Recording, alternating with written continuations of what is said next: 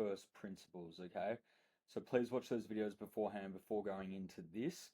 But I'm going to be going through the presentation and then going through the quick checklist at the end. So, what is the belief ladder? And what are the 7 beliefs that your prospects must have to buy from you, to buy a membership, to buy a package, to buy a gi, to buy a uniform, whatever it may be? There are 7 beliefs that you need to overcome, okay? So, in order to buy, all right, there are 7 reasons your prospects don't buy. Okay, we always look at the inverse. In other words, every objection can be tracked back to 7 different reasons. Our goal, okay, as a sales team, as a martial arts studio that's looking to grow, which is hence why you're in this program and hence why you're watching this video, is using skilled questions before we transition into our pitch. Okay, I say pitch, quotation marks, because if you do this correctly, you don't have to hard sell pitch. Okay. So instead of having to convince the prospect to buy our product and service, the prospect closes themselves. Okay. So building the 7 beliefs also means you can break down 7 limiting beliefs as well. With each belief, there's always a limiting belief. Okay. There's subconscious and conscious beliefs that we all encapsulate as humans. Okay. Any script will work if it covers the 7 beliefs. So understanding them gives us extreme amount of flexibility on consultations, on trial classes, whatever it may be. It also allows us to navigate it without not getting lost. Okay, let's get into it. So there's 7 beliefs. There's pain, doubt, cost, desire, money, support, and trust. I'm going to go through all 7, okay?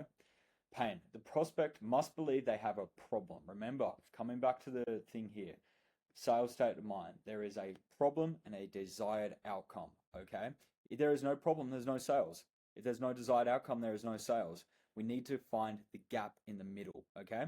This is why we always start off the convo trying to find the problem, okay? We find the problem, mark the spot with a big fat X, okay? Put the shovel and start shoveling. Find where that pain point is. Where is the line in the sand to get them to their desired outcome? Where do we find that gap, okay? I know this is all very contextual and abstract, but it's about pain, desired outcome. Our solution is the bridge in between. But first, to get from point A to point B, we need to know what point A is, okay? The entire conversation is about the problem.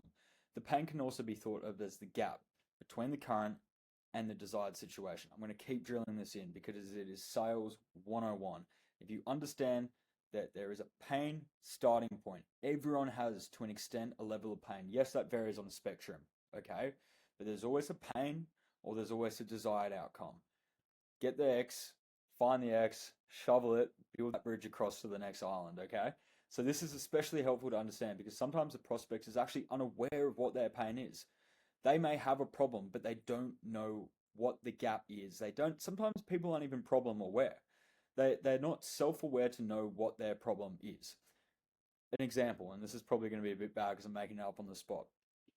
Someone may be overweight, okay? And one of the sub-problems of the main problem is that they don't feel mentally as good with themselves. Their self-esteem is bad, okay? They actually may not be aware that being overweight, which is the problem, is leading to them, the sub-problem, of not feeling mentally okay. Okay? So we need to make them aware that, hey, the root cause of most of the problems, okay, I'm taking this as an example, right? So please take this with a grain of salt, is being overweight is leading to that unhealthy mindset, that unhealthy routine, okay? I'm sure you know as a martial arts instructor how good you feel after finishing a martial arts class, right? I know from my self-training, okay? Endorphins are high, dopamine's high, I'm feeling great, I'm ready to attack the world, okay?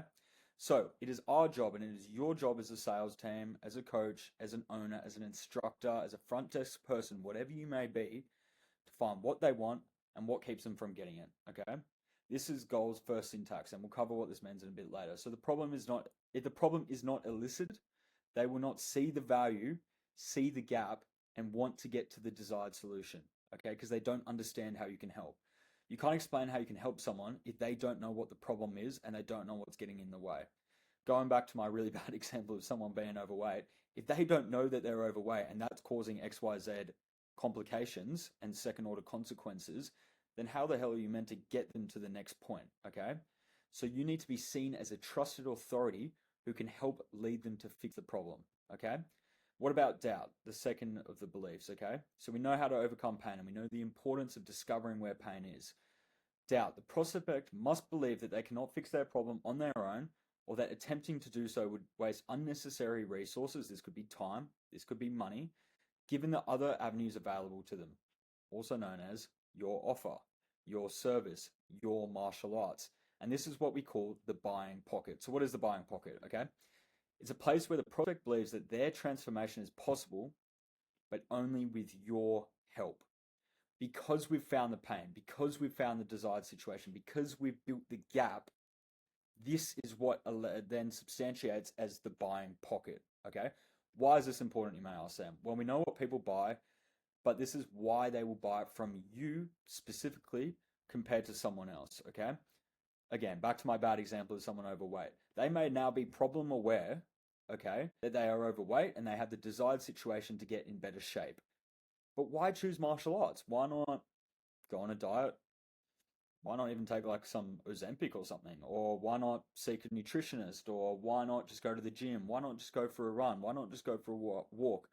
Why your martial art class? Okay? This is where we need to substantiate the benefits. Okay? Help us understand what we need to nudge the prospect. Okay? They first don't believe it's possible. You can use stories, case studies, proof, your members within the class, having little obviously the key to all of this is having a good member base and a good community, which if you're in this program you would do. And then the right side is kind of they believe they can do it themselves. Okay, so our goal is to eliminate doubt, ego, things like that. Okay, so we know that there's pain. We know that we've got to overcome doubt. The next one is cost of inaction. Okay, opportunity cost. The prospect must believe that doing nothing is far more painful than the investment in time and money to fix this problem. Okay, so it eliminates time and objection. It eliminates time objection and creates urgency. So the current future pain of doing nothing has to be far greater than the pain of time and money into your offer, your service, your martial arts for the prospect to take action. Okay, this can be helped by bringing more urgency to the offer. Okay, they need to know why should they take an action now and not 3 months time. Okay, and we'll get into tips and tricks later in these modules on how to do that as well. Okay, we're keeping this very high level. Desire. Okay, we know that there's a pain, we know that there's a desire. Pain is point A, desire is point B. The prospect must believe that solving the problem and the gap that it creates with the buying pocket would yield a better future situation. Think about that. Hell Island, Heaven Island, okay? Using abstract terms here to really elicit the point. Typically, we want to know what they want, why they want it, a number assigned to what they want, okay? And how getting what they want would impact another area of their life. This is called widening the gap, okay?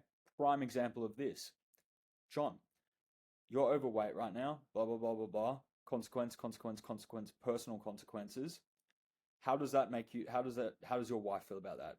How do you feel not being the father that lives up to that? Again, I'm being extreme with these situations and these examples to really elicit and reinforce the point here. But you can see, widen the gap, okay? Money, the belief that the prospect has the resources and willingness to solve the problem. If they don't have the resources, that's not a condition. That's a condition, not an objection, sorry, okay? If they don't have the willingness, that goes back to there not being enough cost, okay? Bearing extreme situations, it's often best to leave this belief to the end, okay? More often than not, if I get the other 6 beliefs and leave this to the end, I will close if they actually have the money, okay? Money should always be the last thing, okay? Very cheeky what I'm about to say here, but it's sales 101 and we follow the same sales process here. If you came through our sales funnel, you would know that we always try to leave money to the last thing, okay? Do you see yourself getting the results money aside? It's one of our sales questions. We ask it all the time and it works because you need to overcome the 6 other beliefs before money comes, right? Support. This belief that people around them, spouse/partner, will support them in fixing the problem, okay? You need to get them bought in. If the child's coming, make sure the parents are on board with the thing. Make sure you're asking these questions beforehand, things like that, okay? And it kind of comes back into the next point of building trust. Do they see your solution as a clearly different, unique, superior than similar methods that they've tried in the past, okay? Maybe they've been on martial arts gym before and the last instructor bullied them, okay? Maybe it's the child got bullied. Maybe the community weren't very supportive, okay? Find the points in the previous thing that they tried and differentiate how you're different, okay? I'm always going to refer back to our sales process, and I don't mean to say this in a way, but I'm showing you that sales is universal, and sales 101 and these foundations can be applied to anything, right? So, and this is what you came into the program for, to get better at sales and to improve your sales things. So, for example, if we know that you've worked with another marketing agency before, we're going to find the points that that marketing agency didn't do well and highlight how we are different and how you are going to get success with us. Obviously, if you're in this program, you know that we're the best marketing agency out there. That's why you get the best results, right? But we need to highlight and build the gap, okay, between what you tried in the past and what's different now. It's the exact same thing when someone comes in for a martial art class, okay? Maybe it's something even completely different. Maybe they've done gym before, weightlifting. They've been to like I don't know, Planet Fitness or something, right? And they didn't really see much results. They didn't see any results. And you probe them a bit. Why do you feel like you didn't see any results in that? I felt like there was no kind of structure and no sense of community. Bang. You know what? In our jiu-jitsu, in our karate classes, we have structured times to hold yourself accountable, okay? And you can see from the trial class that you just did, we have a really good sense of community. We do events, we do things like that. We do gradings. Like, see how easy that is to go from point X pain to desired outcome. Widen the gap, okay? How we build the beliefs, okay? Think of these beliefs like a checklist, and we'll run through the checklist in a second. If we check all the boxes of these before we transition into the close, and I say close with the quotation marks because if you do this properly, you don't have to close people. They buy from you. You built trust, you built authority, you built that you are the mechanism to get them from point A to point B, from Hell Island to Heaven Island, from pain to desired situation, okay? Again, we'll talk about this more in the other sections of the school here. But how do we build these beliefs? Well, we do it through Socratic dialogue. What a word! For our purposes, we'll define Socratic dialogue as the process of asking skilled questions to help the prospect come to the conclusion you want them to, but as if it were their own idea. Okay? Ask the right questions. Get them to confirm their own beliefs. You don't just force these onto people. This is the importance of asking good questions. Okay? Did you realize that when you were on our sales process and we onboarded you as a client, okay, we did the exact same thing. Okay? We did the exact same thing. And this isn't to say, oh, you got to use some sales tactics. We know you would not be in this program if we didn't know that we could help you out. We turned down hundreds of people because we know that we're not going to be able to help them out. It's the same thing in your martial arts studio, same thing in your martial art gym, in your school, okay? Sales is universal. If you can nail these 7 beliefs, you're never going to have a problem with sales. Never. It's as simple as this, okay? But it's about reframing your beliefs, but also being self-aware of the beliefs of your prospect, okay? Now, I know a lot of this may seem like common sense, but doesn't mean common sense is always common practice, okay? We also have another thing called the consistency bias.